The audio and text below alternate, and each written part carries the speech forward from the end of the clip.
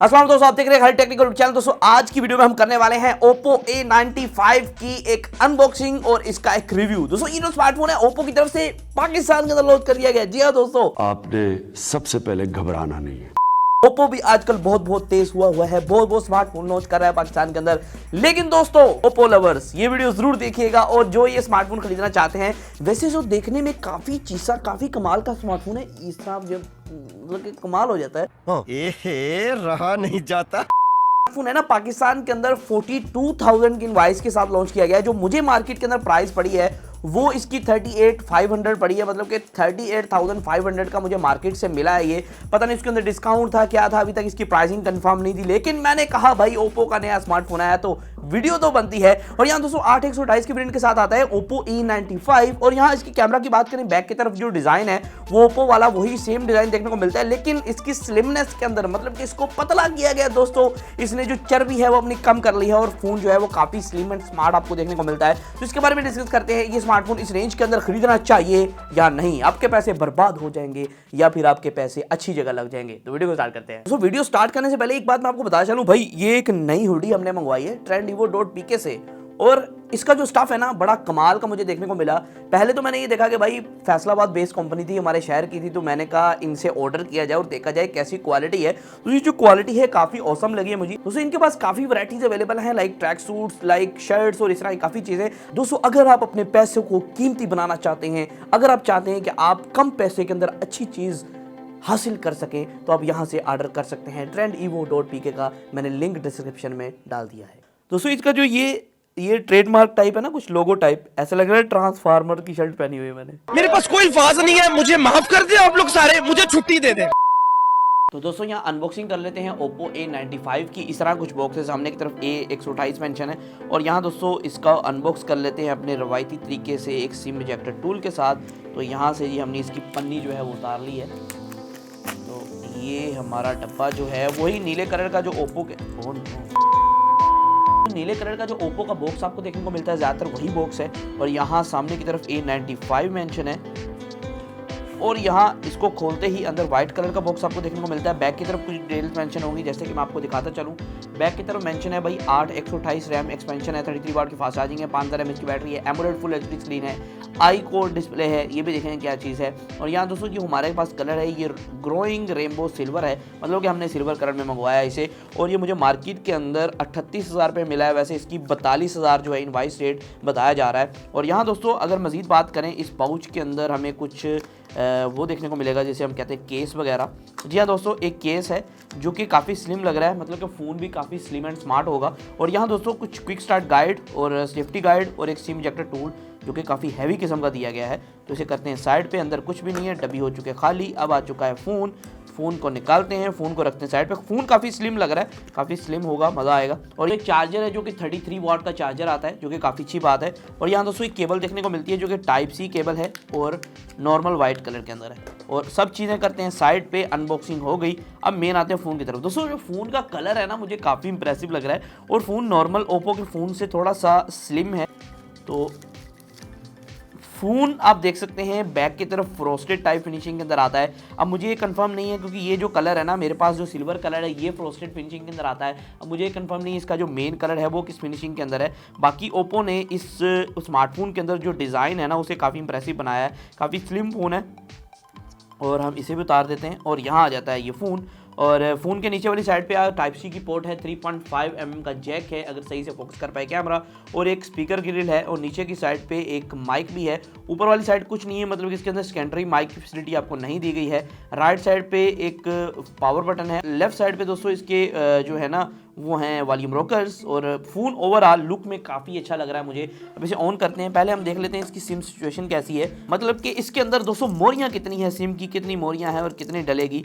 और यहाँ से हमने इसको कर लिया ओपन, और ये आ गया सिम जैकेट बार, और ये ट्रिपल सिम स्लॉट के साथ आता है, जो कि काफ़ी अच्छी बात बन जाती है। कि तो आप देख सकते हैं सामने की तरफ यहाँ एक पंच होल डिस्प्ले है जो कि काफ़ी यूनिक लगता है, क्योंकि छोटा पंच होल डिस्प्ले है, काफ़ी ज़्यादा बड़ी जो है सुराख नहीं किया गया है। अगर कैमरा यहाँ सही से फोकस कर पाए आपको अंदाज़ा हो रहा होगा, काफ़ी बड़ा सुराख नहीं है। और बेजल्स काफ़ी कम हैं इस फ़ोन के, जो कि एक बेहतर लुक देते हैं फ़ोन को। और बैक की तरफ का जो डिज़ाइन है ना, मुझे काफ़ी इंप्रेसिव लगा है। वैसे काफ़ी लोग कह रहे थे कि इसका डिज़ाइन बिल्कुल सेम होगा A95 का, लेकिन सेम नहीं है। थोड़ा सा बैक की तरफ कर्वी डिज़ाइन है इसका।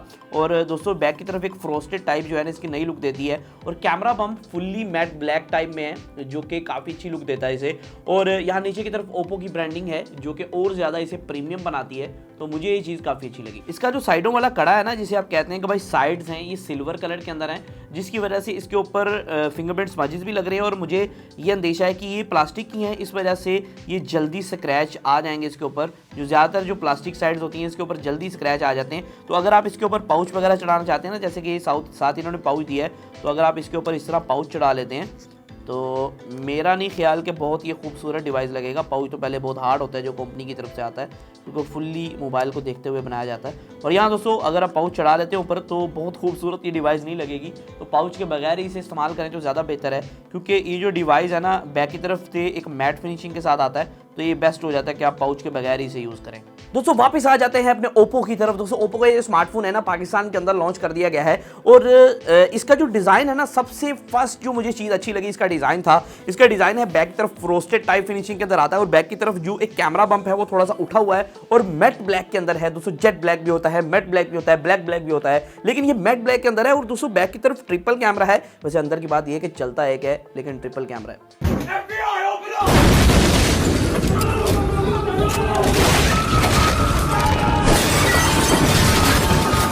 A few moments later. नहीं दोस्तों, यहाँ दो कैमरे जो है वो चलते हैं। एक डेप्थ सेंसर है, एक मैक्रो सेंसर है 2 मेगापिक्सल का। और मेन जो सेंसर है वो कितने मेगापिक्सल का है? तो यहाँ 48 मेगापिक्सल का आपको मेन सेंसर देखने को मिलता है, 2 मेगापिक्सल का डेप्थ, 2 मेगापिक्सल का मैक्रो। और ये जो तीनों लेंस है ना, इनमें से आप कह सकते हैं कि दो आपके फायदेमंद लेंस है। मेन सेंसर जो है उसकी क्वालिटी की अगर बात करें भाई, 1080 30 FPS तक वीडियो क्वालिटी आपको प्रोवाइड करता है। और यहाँ फोटो क्वालिटी काफी ज्यादा औसम निकल के आ रही थी। ओप्पो आपको पता है, ओप्पो का मकसद है आपको चिटा करना, आपको सफेद करना।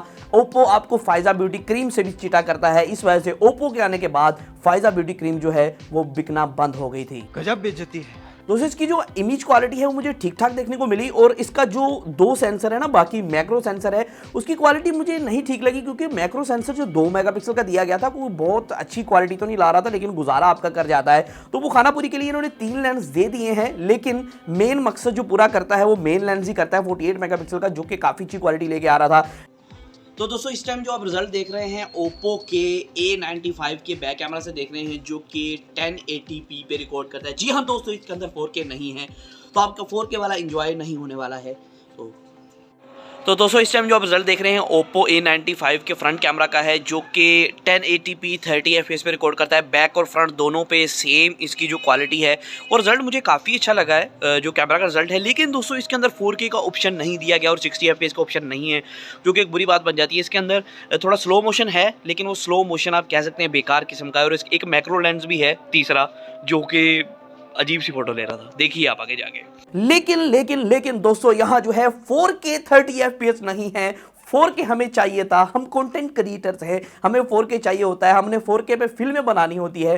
तो दोस्तों उस 4K वैसे ज़्यादातर लोग यूज़ नहीं करते हैं, लेकिन यहाँ इस फ़ोन के अंदर 4K दिया जाता है, क्योंकि ये एक 40,000 की सेगमेंट का फ़ोन है। इस रेंज के अंदर तो 4K आम हो चुका है भाई, रेडियो पे बिक रहा है 4K, तो आप क्यों नहीं दे रहे? सर में दर्द हो गया है, ये देखो मेरी हालत कमजोर हो गई, मैं अब बताओ मैं क्या करूं। दोस्तों एक कॉम्पैक्ट साइज फोन है, क्योंकि इसके अंदर 7 इंच का बड़ा डिस्प्ले नहीं लगाया गया और बेजल्स भी कम है। 6.43 इंचेस का सामने की तरफ डिस्प्ले है, जो कि बेसिकली एक एमोलेड डिस्प्ले है। और साथ साथ दोस्तों मैं आपको बता चलूं, इसका जो फिंगरप्रिंट स्कैनर है वो इन डिस्प्ले है। जी हाँ दोस्तों, स्क्रीन के अंदर अंगूठा लगाने का ऑप्शन आपके पास अवेलेबल है। और दोस्तों 430 निट्स की ब्राइटनेस से लेकर 800 निट्स की ब्राइटनेस है, मतलब कि अगर आप आउटडोर धूप के अंदर भी इसे यूज करेंगे तो कोई मसला नहीं होगा। आपको ऐसे लगेगा भाई रात का वक्त ही है, चानना ही चानना कर देगा आपकी दिलों में, आपके दिमागों में, हर जगह।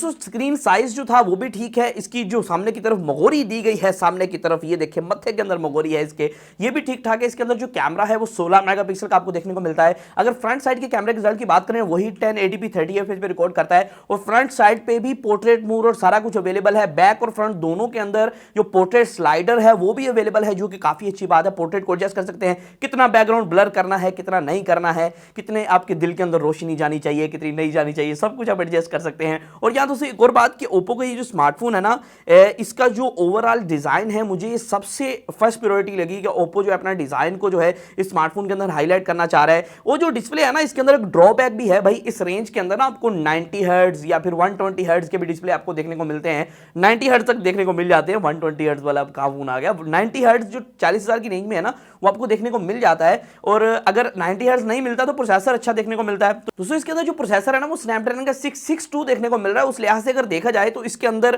प्रोसेसर अगर कम दिया जा रहा था तो थोड़ा हर्ट्ज रिफ्रेश रेट को थोड़ा बढ़ा दिया जाता, लेकिन ये आपको 60 हर्ट्ज का नॉर्मल डिस्प्ले देखने को मिल रहा है जो कि एमोलेड स्क्रीन है। हाँ, ये बेनिफिट है कि आपको इन डिस्प्ले फिंगरप्रिंट स्कैनर दिया जा रहा है। तो अगर दोस्तों मैं गेमिंग के लिहाज से कहूं, जी हाँ दोस्तों, ये गेमिंग फोन नहीं है बिल्कुल भी। अगर आप सोच रहे थे कि भाई 40,000 के अंदर ये फोन लूंगा, कैमरा भी अच्छा होगा, गेमिंग भी अच्छी, दोस्तों ऐसा नहीं है। और कैमरे के लिहाज से मुझे काफी सारे ड्रॉबैक्स लगे इस फोन के अंदर। ये दोस्तों फोन जो है ना, उन लोगों को चिपकाने के लिए बनाया गया, उन लोगों को देने के लिए बनाया गया ओप्पो की तरफ से, जो कि ऑफलाइन मार्केट के अंदर विजिट करते रहते हैं। और उनका ये होता है कि पुराना मॉडल से मैं नया मॉडल लूंगा, लेकिन नया मॉडल लेने के बाद उन्हें लगता है कि उन्होंने F16 बेच के एक जो है वो बस ले ली है, जो कि रास्ते में 4-5 बार खराब होती है। 5000 mAh की बड़ी बैटरी दी गई, जो कि काफी अच्छी बात बन जाती है। और साथ में 33 वाट की फास्ट चार्जिंग का सपोर्ट भी है, और चार्जर भी इन द बॉक्स। जी हाँ दोस्तों, कमाल कर दिया। दोस्तों अगर हम बात करें ओवरऑल इस फोन के बारे में, मेरे ओपिनियन के बारे में, क्या ये स्मार्टफोन इस रेंज के अंदर खरीदना चाहिए या नहीं खरीदना चाहिए, तो एक सिंपल सा जवाब है दोस्तों, ये जो है ना एक परफॉर्मेंस सीकर फोन नहीं है। इसके अंदर आपको परफॉर्मेंस हाई लेवल नहीं देखने को मिलती। प्रोसेसर वो आपको देखने को मिल रहा है जो कि 20,000 के अंदर आपको दिया गया था। और यहाँ जो है इसके अंदर जो डिस्प्ले है वो 60 हर्ट्ज का देखने को मिल रहा है। ये बहुत ही वैल्यू फॉर मनी फोन नहीं है ओप्पो की तरफ से। अगर आप खरीदने जा रहे थे तो हाँ, एक नॉर्मल बंदा जो है ना, जिसको ओप्पो लवर है, वो तो खरीदेगा इस फोन को, जो मार्केट से लेगा या फिर जिसको दुकानदार रेकमेंड करेगा, भाई ये फोन ले लो, बड़ा कमाल है, कमाल चलेगा, मलाइयों तो वो तो फोन ले लेगा। लेकिन जो दोस्तों जिसको पता है कि ये फोन जो है इसकी परफॉर्मेंस इस रेंज के अंदर, और भी काफी ऐसे फोन है, जैसे कि एक छोटी सी मिसाल देता हूं, मेरा एक डेली ड्राइवर रहा है वीवो का V21e, वो इसी रेंज के अंदर आपको देखने को मिलता है। उसके अंदर स्नैपड्रैगन का 720G का प्रोसेसर आपको देखने को मिलता है, साथ में हर्ट्ज का थोड़ा सा डिफरेंस है। लेकिन दोस्तों उसके अंदर अल्ट्रा वाइड कैमरा भी है, इसके अंदर अल्ट्रा वाइड कैमरा भी नहीं है भाई, सिरे से निकाल दिया ओप्पो ने। ओप्पो कह रहा है हमें पैसा चाहिए, पैसा कमाने का है अपन को। पैसा ही पैसा होगा। दोस्तों यहाँ जो है ओप्पो की तरफ से ये जो स्मार्टफोन है बहुत कमाल का नहीं है, तो मेरा मशवरा होगा आप ना खरीदें। हाँ, अगर आपने खरीद लिया है तो ज्यादा बुरा फोन नहीं है भाई। अगर खरीद लिया, आपको खाल भाई ये क्या हो गया, मैंने खरीद लिया, ये फोन आपका डे टू डे यूजेज में काफी अच्छा गुजारा करेगा। लेकिन जो ड्रॉबैक्स मैंने बताया कि भाई इसके अंदर अल्ट्रा वाइड कैमरा नहीं है, इसका कैमरा बहुत कमाल नहीं चलता, ठीक है, बस आपका वीडियो शूटिंग कर देगा। और दूसरी बात 4K का सपोर्ट नहीं है। और तीसरी बात इसके अंदर रिफ्रेश रेट अच्छा नहीं है, और प्रोसेसर भी थोड़ा सा बुरा है। तो यही जो ओवरऑल चीजें होती हैं ये स्मार्टफोन को अच्छा बनाती हैं, जो कि आपको नहीं दी गई। तो ठीक है जी, तो आज की वीडियो इतना ही था। फिर बात रिव्यू के साथ, अल्लाह हाफिज़।